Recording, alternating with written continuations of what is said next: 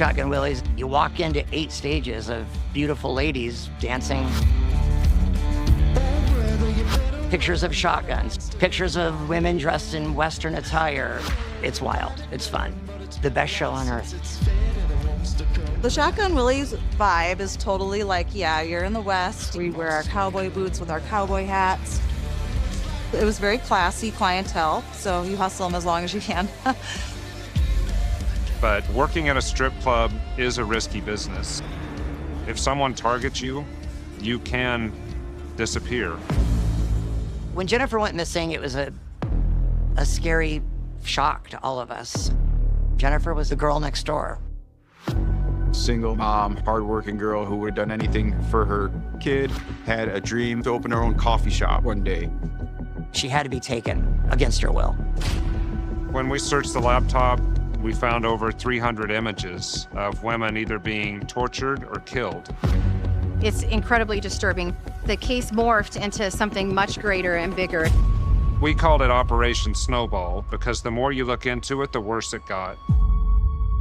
We were dealing with someone diabolical.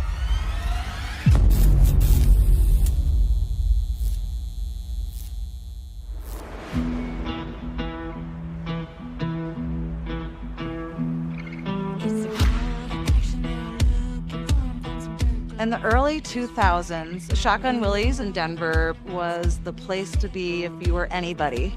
That was like, we gotta go to Shotguns, don't tell our wives, no. He's a trailblazer. Ooh. The Shotgun Willies vibe is totally like, yeah, you're in the West, you know, we wear our cowboy boots with our cowboy hats. All throughout the night, you'd be like, okay, ladies, round up and get on stage, we're gonna do the 2-step. It got the whole crowd really riled up and having fun. It was very classy clientele. You know, the cover charge at the door is not cheap. The Nugget players are going in there, the Bronco players are going in there, and also you would see congressmen in there, the Senate in there. My first role at Shotgun Willies, I was a young guy with long hair, wild and crazy, and I had to work the door. And I really enjoyed it, and I moved right up the chain. During the day, we have regular guests that have been coming in there for 40 years. Men that have been married for decades, and no one wants to hear their stories anymore. No one wants to hear about their high school touchdowns or the time they were #1 in sales at their job. If you're easy to talk to and you're a good listener, you're making money. Hands down, that's how to do it. We see guests on their best days and their worst days. There's risks, and you have to use your head and be careful.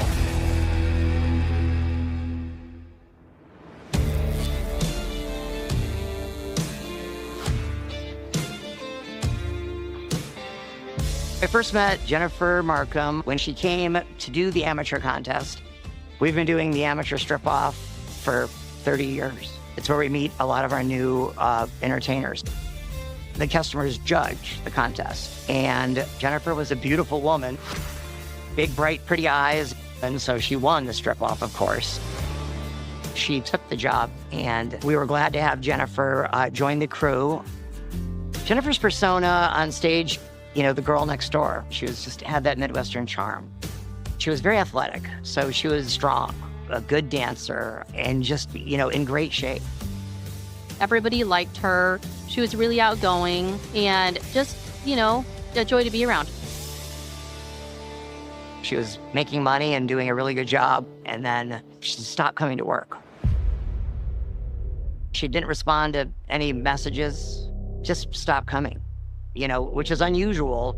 Usually when the girls, you know, they go through stages, they stop coming to work, they'll message me or call me and say, hey, Maddie, I'm gonna be doing this or this. You know, I'll see you never again, or maybe I'll see you in 6 months. The first thing I did, you know, was check with her friends, and nobody had seen her or heard from her. It was strange that Jennifer wasn't showing up. She looked happy to be there. She took her job seriously. Everyone is talking about it. Like, nobody knows where Jennifer is. Like, you know, this is so weird. Have you heard anything about her, or have you seen her? Jennifer's father called me at work at the club. He seemed very distraught. It was an alarming call because I had no idea, what was going on with Jennifer at all. And it was scary because he didn't either. As Jennifer's parents' concern continued to grow because they couldn't find their little girl, they reached out to hospitals. They called police departments. They grew more and more desperate. Jennifer's father, Bob Markham, told the police that it wasn't unheard of for her to go weeks without them hearing from her, but this time they felt that something was different, something was wrong.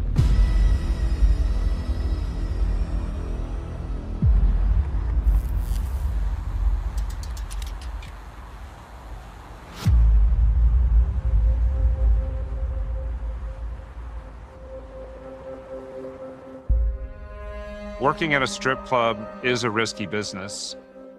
That is a vulnerable lifestyle to where if someone targets you and wants to take advantage of you, you can disappear.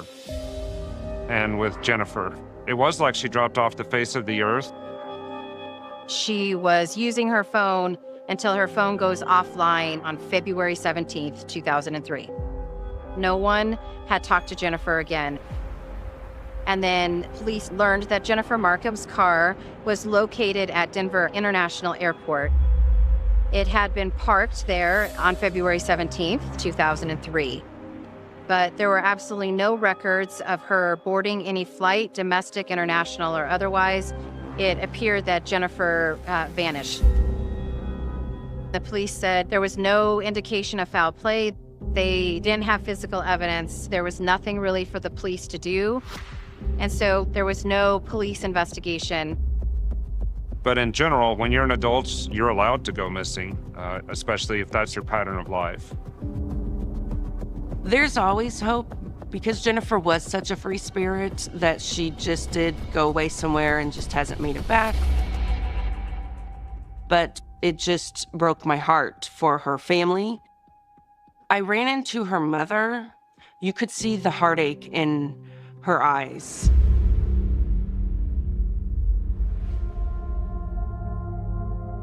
I met Jennifer in 3rd grade.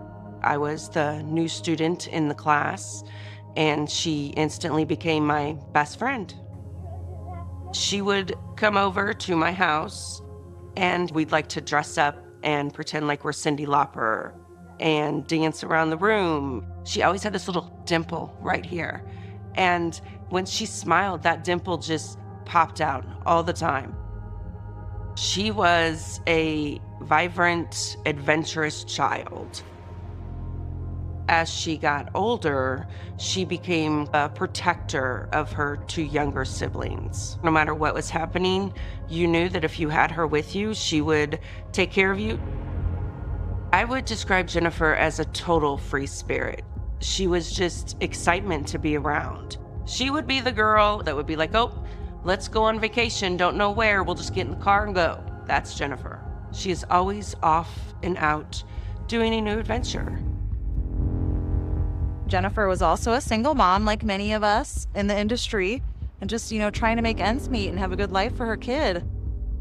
She was a stripper, yes, but that is not who she was. That was not her career. You just want to do what's best for your children. Her child would split his time between Jennifer and the child's father. And Jennifer was a woman who tried to do right by her son, who had a dream of doing better for herself. And she had hopes to open her own coffee shop of her own one day. She's that mom that would be at every function that her kid would do, that would be at every class party that her kid would have, just want to be a part of every piece of her child's life.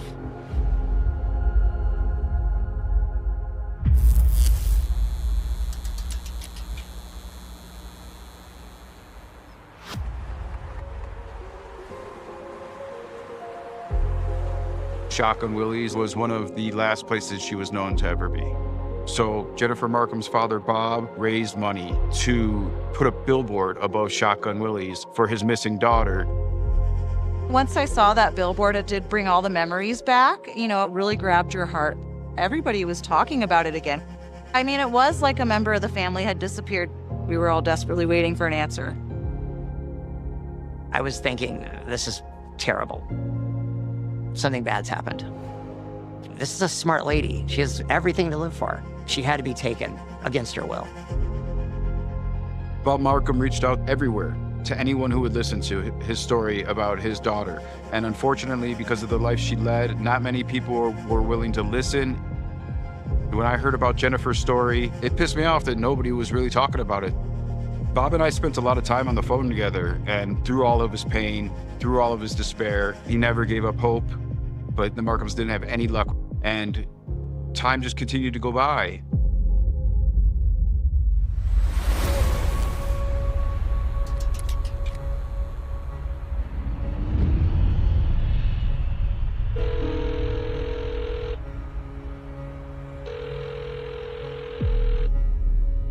Investigators told Bob a confidential informant reached out to the FBI saying he had information about Jennifer Markham's disappearance, that he had heard from a couple different people, but he wasn't otherwise involved, and that he would like to meet with her parents.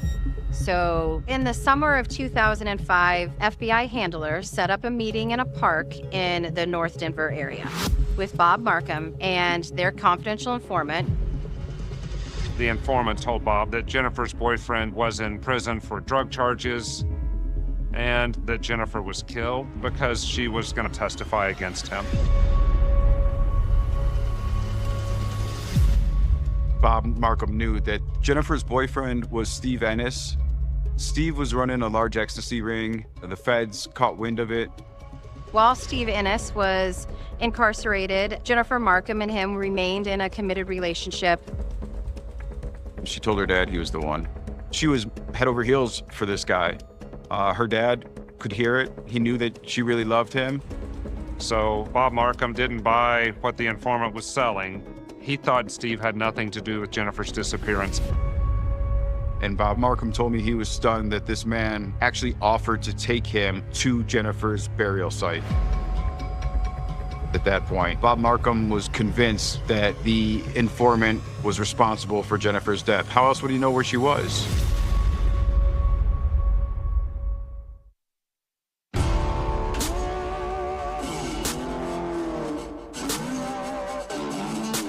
Working at Shotgun Willies at the beginning of shift, you immediately go to the dressing room. The manager would come out with a clipboard, check our outfits. The dress code has to be right, your makeup has to be right, and they are very strict about this. When you've really hooked that customer, that's when you pop the question, would you like to buy me off the list? I think it's about time for me to put my whiskey goggles on. And that's where they're paying you by the hour to sit with them. That's how you really rake in the dough. You kind of like set your own price. And that's something you would really negotiate with the guy. You know, some girls might be like, oh, $300 an hour, that's fine. I'd be like, $500 plus you have to tip me when I dance. So you hustle them as long as you can. The most I made was $8,000 one night. But what you will run into with these regulars is eventually they want you to go home with them. If a guest is too intense, I have a chat with them and say, hey, remember, this is make believe, sir. This is not reality. Wake up, sir, wake up. We take club safety very, very seriously. So when Jennifer went missing, it was a scary shock to all of us. Matt told us that we all need to be really careful. Most of the girls there would know not to go home with a customer, plus we have the security in place. But it's just, it makes you second think, who was she involved with, really? And yeah, maybe I questioned if it was a customer from the club. It definitely made me feel a little scared.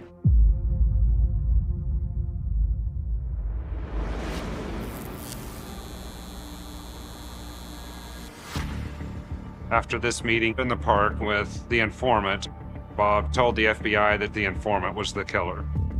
But the FBI said that he had saved lives before as an informant, that they believed that his information was good information, and said they couldn't disclose the informant's identity.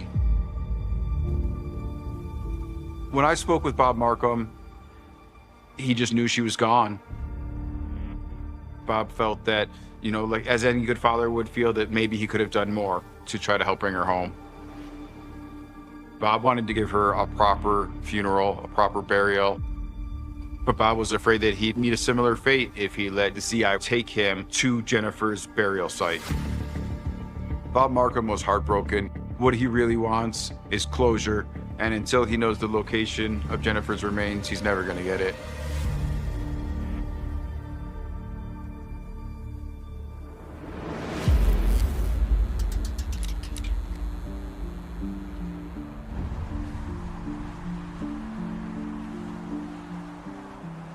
Jennifer's family's frustrations mounted further with the lack of progress in the investigation. And the Markhams certainly felt that it was a stigma.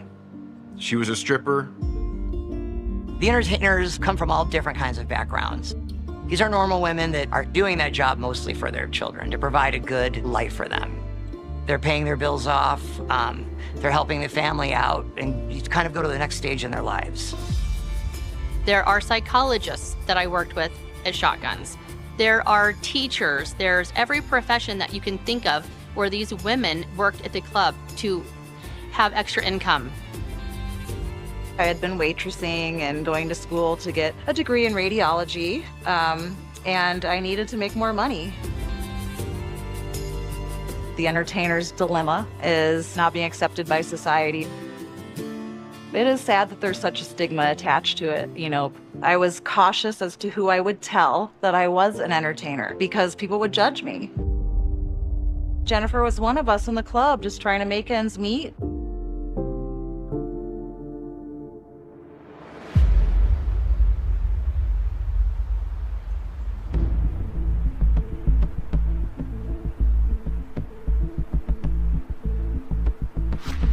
At the same time, back in 2006, local police department here in Colorado were looking at a man by the name of Scott Kimball for a variety of check fraud schemes that had occurred in the area. They suspected that he had taken $80,000 that didn't belong to him.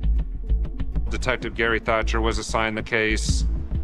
Gary goes to find Scott to ask him about the check fraud forgeries, but Scott's in the wind. So he contacts his wife, who's Lori McLeod, and she said she would come in and talk to Detective Thatcher. Do you know if he owed anybody money, or, I mean, was he, like, in debt to somebody? No. Not that I know of.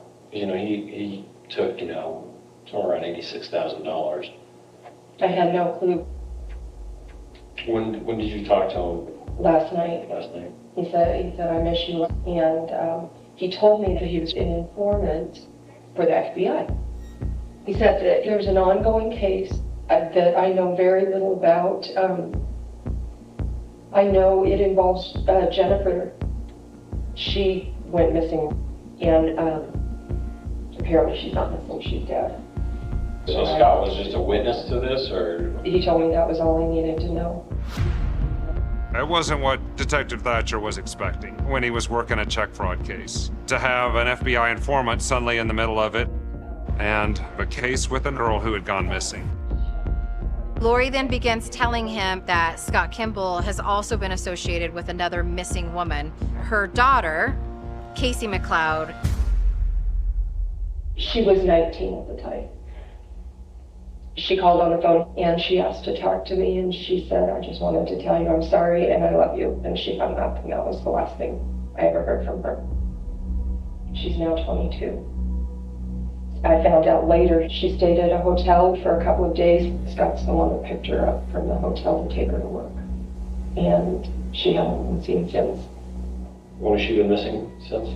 Since August 21st of 2003. How long have you been married to Scott?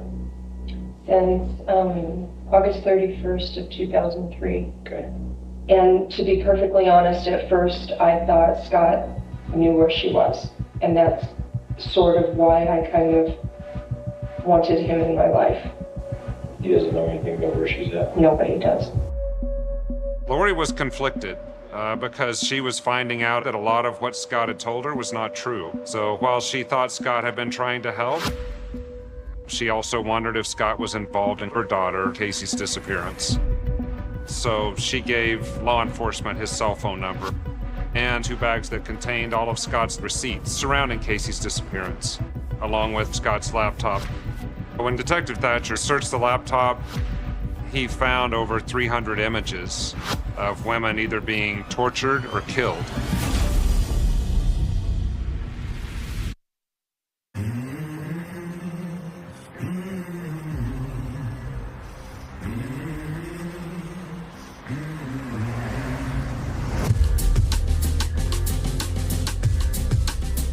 We have entertainers working there from all over the US, and this is show business.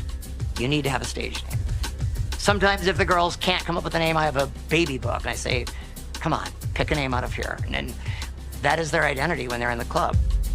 I don't know these girls' real names, probably none of them. And there's hundreds that work for me. I know their stage names. I don't think anybody is like 100% just themselves when they are in that industry. You definitely have to be an actress for sure. But with Jennifer, she was just such a sweetheart on and off stage.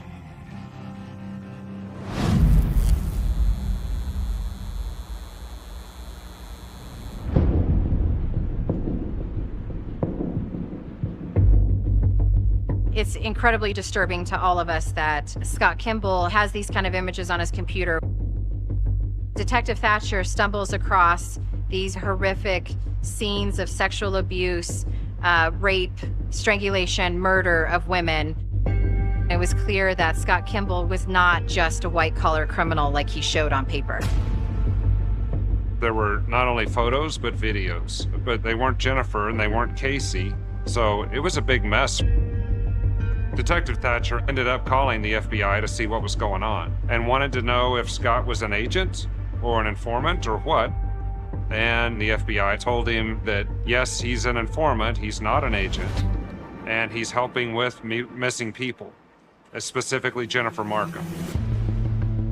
And Detective Thatcher said, yes, I've heard that name, but I've also heard that he's responsible for maybe other missing people, including Casey McLeod. So at that point, everybody was trying to figure out what was going on.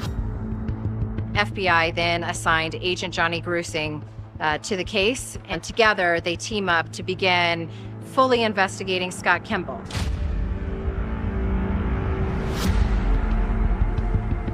Detective Thatcher and I learned that in July 2002, Scott was serving time for a check fraud forgery charge in Colorado, and he reached out for the FBI.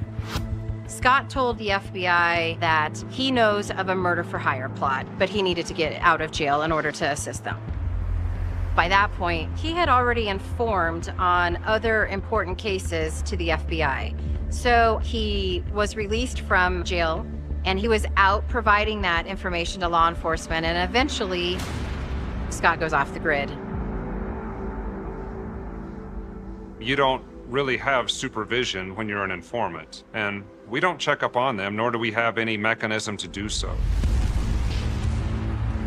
When he stopped working for the FBI, a warrant was activated for that old check fraud forgery sentence that he owed. As I reviewed the file, the light bulb just clicked on, and then we connected the dots. Scott Kimball was the informant who met in the park with Jennifer's dad, Bob Markham. We needed to find Scott Kimball in order to find out what information he has in the disappearance and murder of 2 women.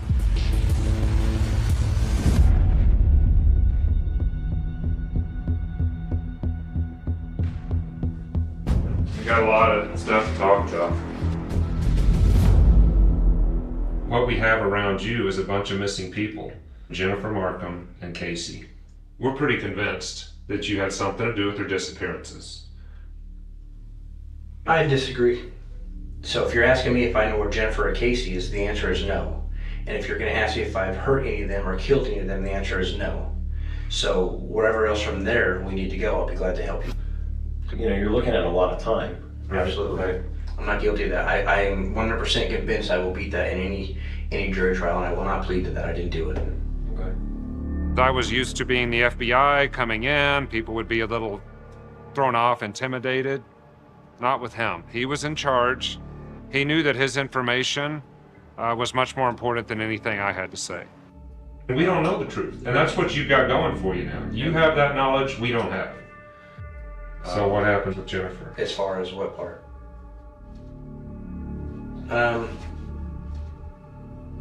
she flies off the radar. Our job is just to keep doing this, keep putting pressure on until we get to the bottom of it. You can do what you want to do. You can do what you feel is best. Because I've learned just now in this interview that when I'm honest with you guys, it doesn't hold anything. Yes, it does. It does not. It's my right. It's my constitutional right to not incriminate myself. Charge me or let me go. This is done.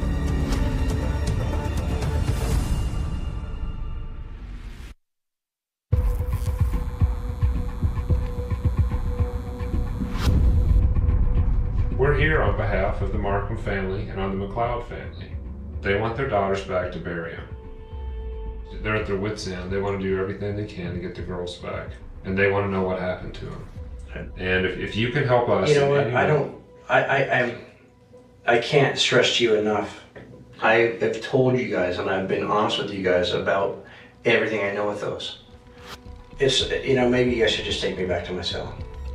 He's playing cat and mouse with what happened to all these missing people, and he loved that. The advice I got was you're going to have to be patient with him and then let his narcissism just run, then he will talk to you. Okay. All right, well, they're ready to take you back in the booking, so. If you guys want to quit and give up, that's fine. It's up to you guys.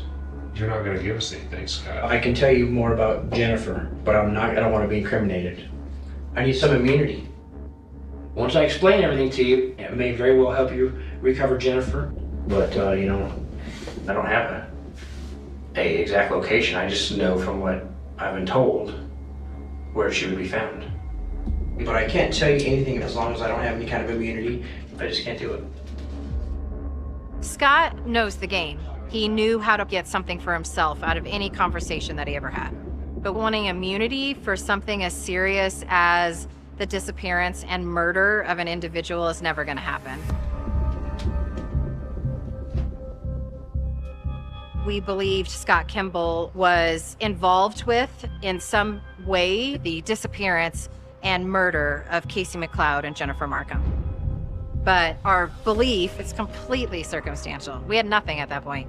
We needed to reinvestigate anyone who had any information or potential connection to Jennifer Markham.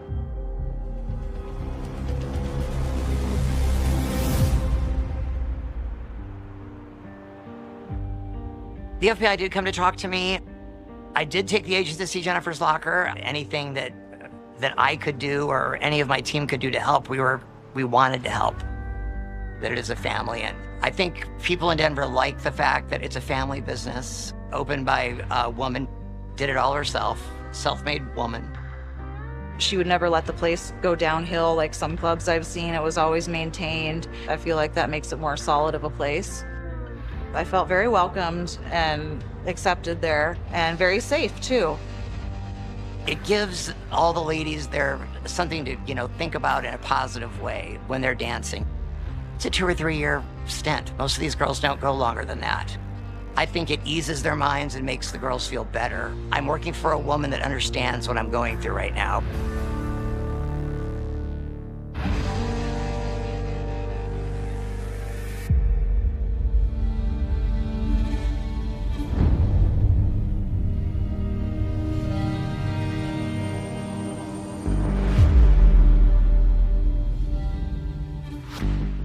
So we go and speak with Steve in prison.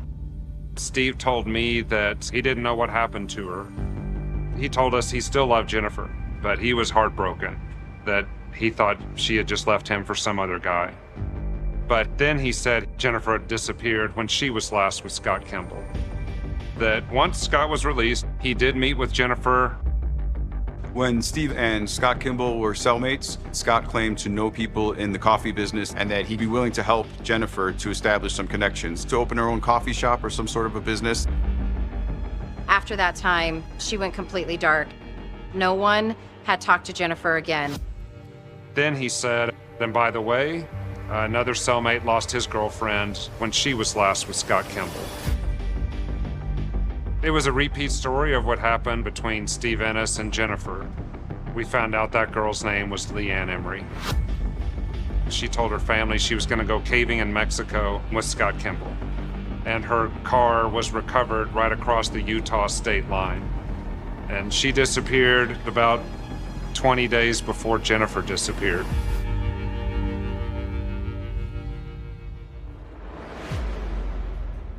Detective Thatcher and Agent Grusing went back and looked at Scott Kimball's computer, these very disturbing, horrific scenes, and they were able to identify that one of the photographs was in fact Leanne Emery.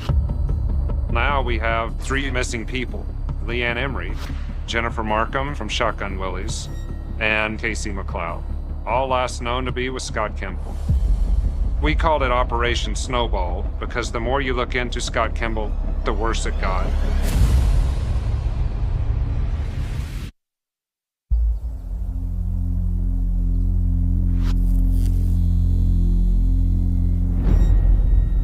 At that point, I was confident that Scott was responsible for Jennifer's death, Casey McLeod's death, Leanne Emery's disappearance, and we had no idea how many other people he had killed. What we knew at that point was that now the tide has totally shifted. It's now time to go try to confront Scott with additional evidence. And again, Scott denied being responsible for anybody's deaths. And then he asked, what if one of these girls disappeared on national forest land? I could see that Scott was leaving breadcrumbs. I had receipts from the day and week surrounding Casey's disappearance. One of those receipts was from a grocery store in Walden, Colorado. Walden, Colorado, which is about 2 hours north of the Denver area, is a remote area surrounded by national forest land. I called Walden National Forest, and they said they'd recovered a hiker up there the winter before. A hunter had found a skull when he was up on the side of a mountain. Agent Grusing and Detective Thatcher immediately drove to the Walden area to secure those human remains and get them sent off to Quantico for DNA testing. It was confirmed that those human remains belonged to Casey McLeod. The emotions you must have been feeling, like. I still feel them now. It was this like mix of, I mean, just complete, like, this sounds crazy, but like joy, like, oh my gosh, we finally found Casey. But it still hits you in your heart that she is deceased. It was a game changer. I was thrilled that we might actually be able to charge Scott with homicide. But as Casey's remains were reviewed, we were never able to determine how Casey had died. Those families, they were so desperate to find their daughters. And the only way we were going to do that is making a deal with Scott Kimball. We sat down and began to negotiate, and the deals began to be struck. Scott would provide us the information to lead us to the human remains of Leanne Emery, Jennifer Markham, and plead guilty to murdering Casey McLeod. In exchange, we would not prosecute him for the murders of Jennifer and Leanne, but he was going to have to do an act of good faith first, meaning there's no negotiation on those financial crimes that we had been prosecuting, and so we did. In December of 2008, Scott Kimball walked into court in Boulder County, and he pled guilty to the financial crimes, and he was immediately sentenced to 48 years in prison. Once the deal was set, Scott asked for a piece of paper. He drew 2 squares on it to be Colorado and Utah, and he put little X's where Jennifer's remains were and Leanne's remains were. He said they're 15 miles from each other, they're in the mountains of Utah, and I can get you to both of them in one day.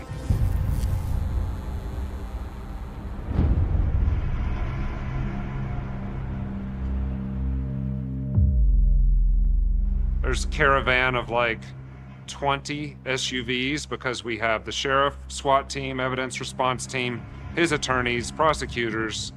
It was quite the show. There was an incredible amount of logistics and planning that had to be planned, that Scott would be, in shackles, both his hands and feet at all times. There were dedicated armed riflemen on Scott at all times. And I remember watching people on the streets because It looked like this motorcade of very important officials. I think people thought, is the president in town? And people would stop and watch this just motorcade of big black SUVs as we traveled out of town and traveled into Utah. Scott got out of one of those black SUVs, and you could see almost the glee as he looked around and saw this entire production for him to tell us where these girls were. And he knew he was the one in control. We drive across the Utah line, and they're never-ending horseshoe canyons called the Book Cliffs, and they just extend for miles and miles. Scott is super certain where Jennifer's gonna be, and he says it's right by a ranch gate, so we chose to go directly there to recover Jennifer. And he pointed to one or two sites where we should dig. Our evidence team dug in those beds and discovered nothing. Scott was unapologetic. He simply just moved to another creek bed and said he was standing on the place where Jennifer might be. After 2 very long, intense days of searching, we found nothing. And that's when it first hit me, and I got a terrible feeling in my stomach. We just made a deal with the devil.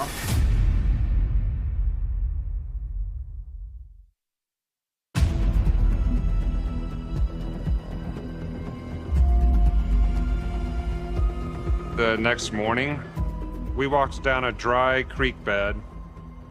Scott looked to the right and said, let's go the other way, but something was off.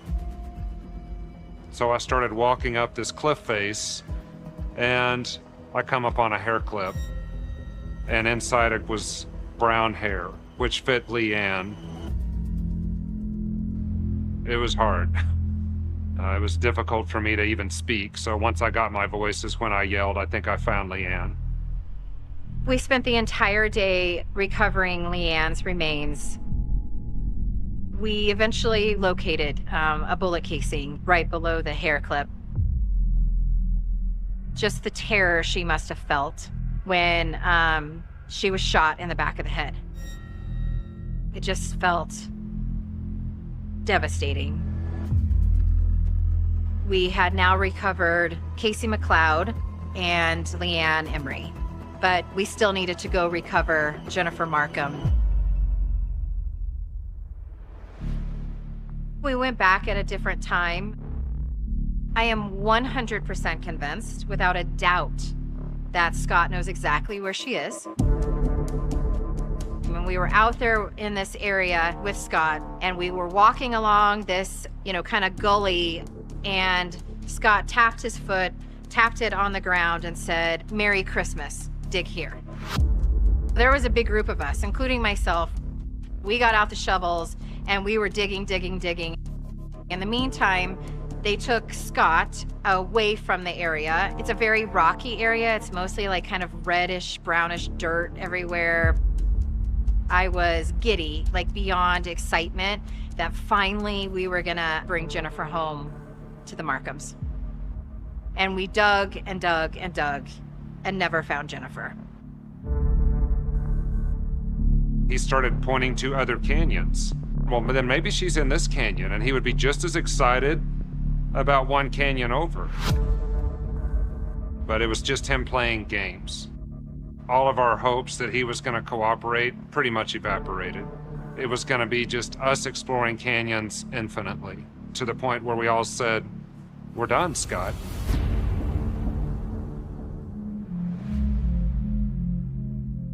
We had made multiple efforts to try to find her, but we were never successful.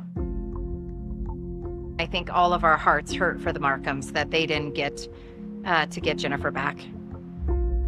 We did take the family out there to the location that we believed Jennifer Markham to have been killed and buried, and it was an incredibly difficult and emotional time to be out there with them. And we just gave them their privacy to be able to grieve. There wasn't a dry eye. I remember looking down and, even the FBI agents standing there with their rifles, had some tears dropping down. Scott had not fulfilled the terms of his agreement, and he's not willing to give back Jennifer. And Scott was now required to come in and plead to multiple counts of second-degree murder. We wanted to hold him accountable for the murders he committed, and let's bring these families some closure and resolve.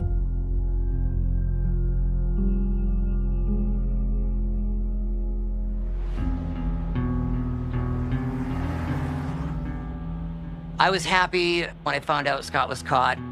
It was quite a while after, everything had happened.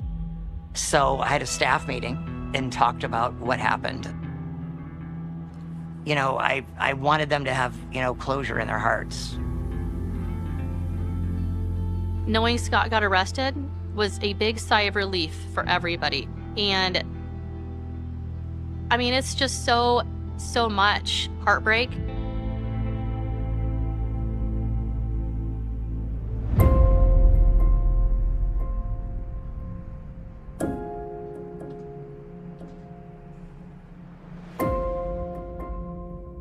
I watched him next to his two defense attorneys, looking pathetically weak and beat down and no longer in control. Scott Lee Kimball, the cause of death of Jennifer Markham, Leanne Emery, and Casey McLeod. How do you plead, guilty or not guilty? Guilty. I even get emotional now because of the victims. These were great people who their lives were cut too short by a monster.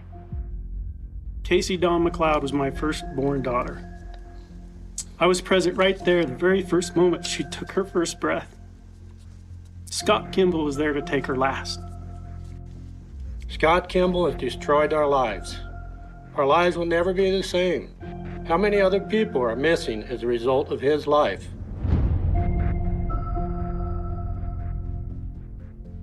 Thank God they gave him 70 years, because anything less would be a joke. And I hope he rots in jail for the rest of his life for what he did to her. She will never be forgotten. I want people to remember Jennifer as a great mother, a person that cared about other people, and that loved life and was doing her best. She was exactly who she was from the time I knew her in 3rd grade. She was a kind person. She trusted people. She gave them their all. She is missed, but we are grateful to have what we had of her.